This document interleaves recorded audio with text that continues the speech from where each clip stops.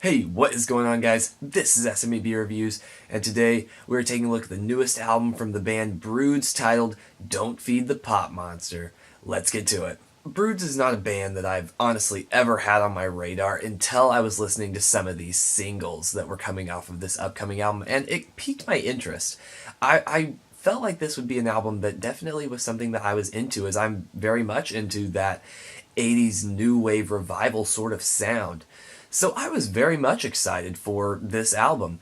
And when I listened to it, I realized that all those preconceived notions I was going to have about this album were fairly wrong.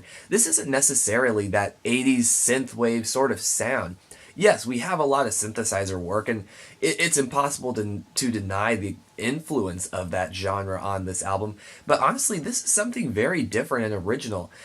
It has a lot of a lot of trap percussion along with that 80s synth sound. So for those people that are so sick of that 80s revival sort of movement that's happening, this is an album that gives you something a little different. Like I said, some trap percussion, and honestly, I'd draw a closer influence to chill wave, which is an interesting conclusion to draw, as this is not really as ambient as you typically associate with chillwave, but it's much more ambient than I would have ever expected. Yes, we have a couple songs that go a little more pop oriented or a little more focused on bombast. Songs like Sucker, which is an absolutely bombastic song that I absolutely love. Definitely a highlight on this album. But we have a lot of lower moments that really do fit into that more chillwave sound, despite the lyrics not really fitting in with the genre. And that's the thing. Every single time I try to reference a genre, I can't quite pin it down because they do really break some boundaries here. No, the lyrics don't fit with chillwave, but the bombast and the 80s sound isn't quite there for a synthwave album.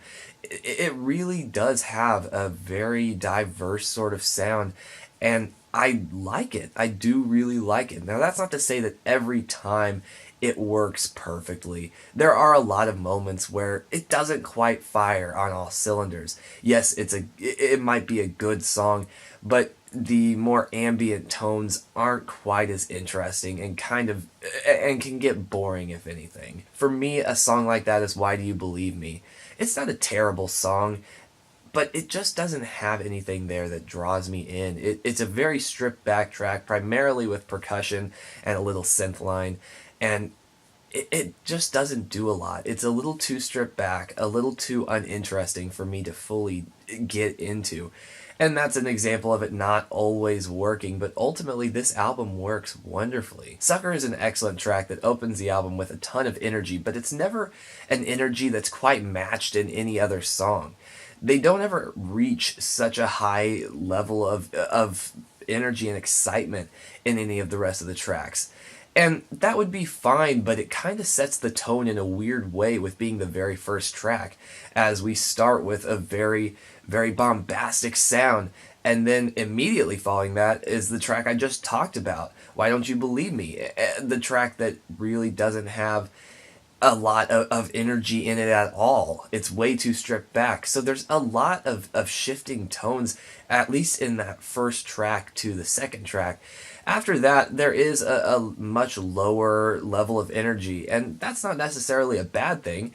Ballads and slower tracks are fine. It just doesn't have I'm just simply stating that it never quite reaches that level, and it works much better throughout the album. So while Sucker is a great track, it doesn't quite fit in context to the album. And Georgia Knott has an excellent voice. She can sing beautifully and really can shift between more of a coo in some of these lower tracks to more belting out these lyrics, and she is an excellent front woman, and I love everything that she does vocally in this album.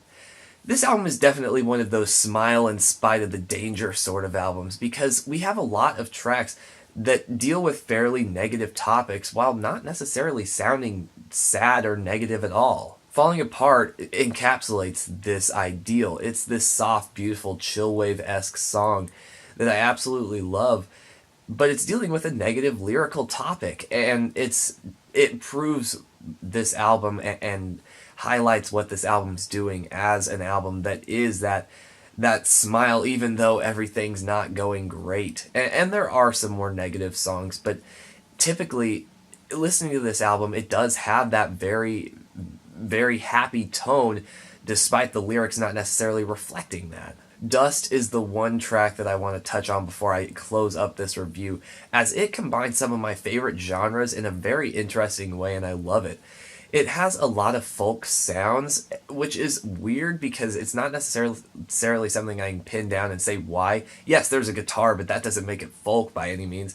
It just has a very folk sort of melody to it.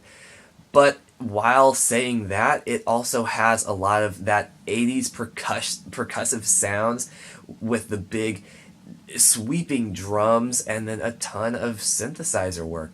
It really sounds like a song that was curated for me with all of my favorite genres in mind.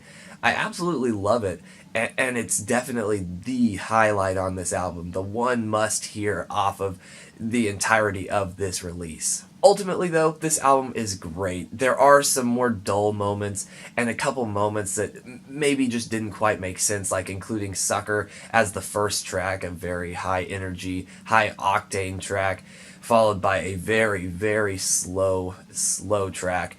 So there were a couple decisions that didn't quite make sense. But ultimately, this is a very strong release and really makes me interested in this band. I should go back and check out their older stuff because I'm very impressed with this album. Even though it doesn't get a perfect score by any means, it's still a very great release and really does mix up the problems that a lot of people are probably having with this 80s nostalgia revival. And that is very commendable because I know a lot of people definitely are tired of that sound. So for me, I'm going to give this album a 7.5 out of 10. But what did you guys think of this album? Please let me know down below. Also, is there anything I can do to improve the quality of my videos or any upcoming albums that you'd like me to check out? Thank you guys so incredibly much for watching this video. It really does mean a lot to me. The fact that you all come back and check out my videos every week, I guess I post 2 a week sometimes, it really does mean a lot to me. Thank you guys so much, and I'll see you guys later.